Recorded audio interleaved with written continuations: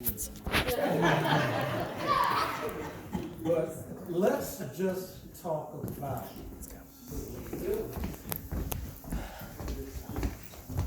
Joseph. We got talking books that were out of print. Books that had pages torn out of them. Books that had smear marks on them. And my mother and grandmother and Miss Ingram told us that they were peanut butter stains. I hope that's what they are. Cold as, you know what, in the wintertime, hot in the summertime.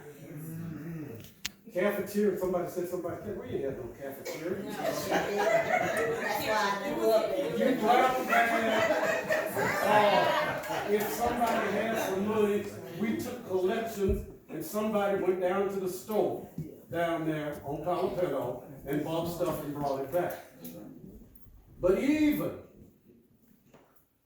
with the deplorable conditions, this school didn't look nothing like this when I went. Wasn't no grass out there. It did not look anything like this. But even with that, these teachers taught us. As Joe said, his brother, a nuclear engineer, John Edward, major in the Army. We have had the only black police officer in Weatherford came out of this school who aspired and became assistant chief. But let's be honest about how great Weatherford is. Let's be honest. When they integrated the schools, let's be honest now. My grandmother, Lucille Rucker, who was the principal at this school, did not have a college degree.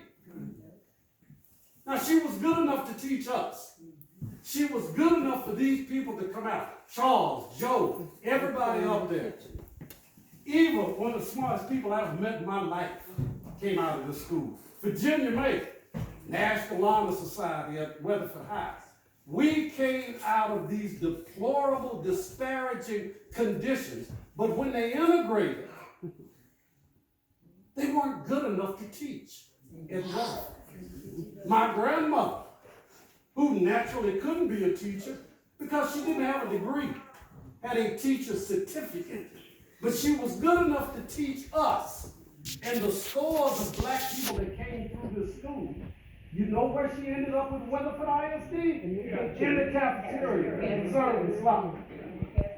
My mother, who had a master's degree, graduated magna cum laude from Texas College, an HBCU, which means historically black college and university, who our illustrious Secretary of Education classified HBCUs as schools of choice.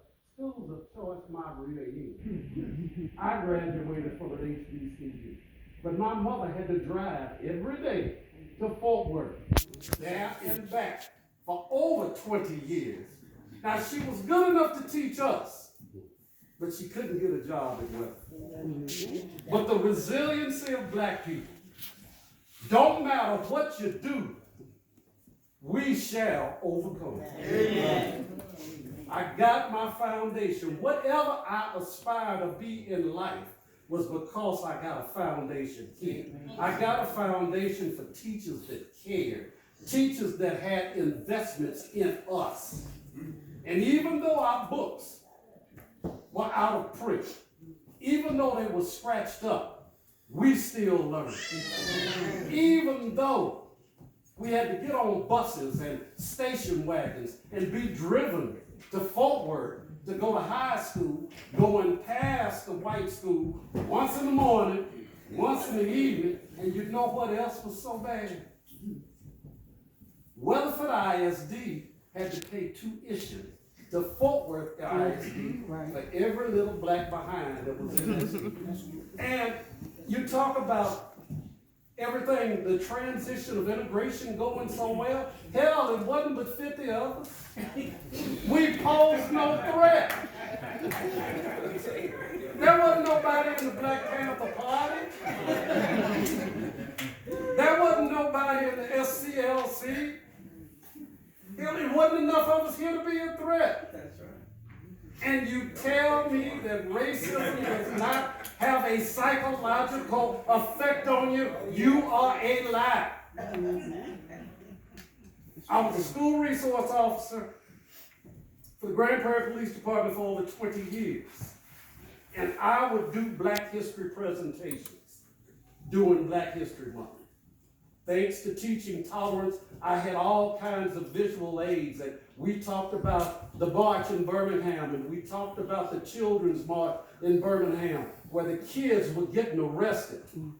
But I would tell the kids that as I looked at the classroom, I said, when I was going to school, I never saw this, and they said, what, Officer Roddy? I said, a black kid sitting here, a white kid sitting here, an Asian kid sitting here, Hispanic. I said, I never saw that as a student. I said, and I will tell you one thing, that up until I was 11 years old, and I'm not ashamed to say it, I used to be, but I'm not anymore. When I got down on my knees every night to say my prayers, now lay me down to sleep, I pray the Lord my soul to keep. After I got through blessing Mama and Daddy and Big Mama and all of them, and I would close my prayer. God, please make me white. Now you laugh, but the world told me I was a second-class citizen. My mother, a master's degree. My father, a PhD. At one time was one of only 3 blacks in the entire United States with a PhD in entomology.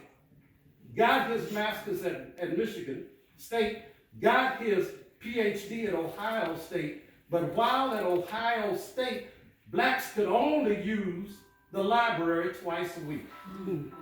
So he would get his white colleagues to check out books.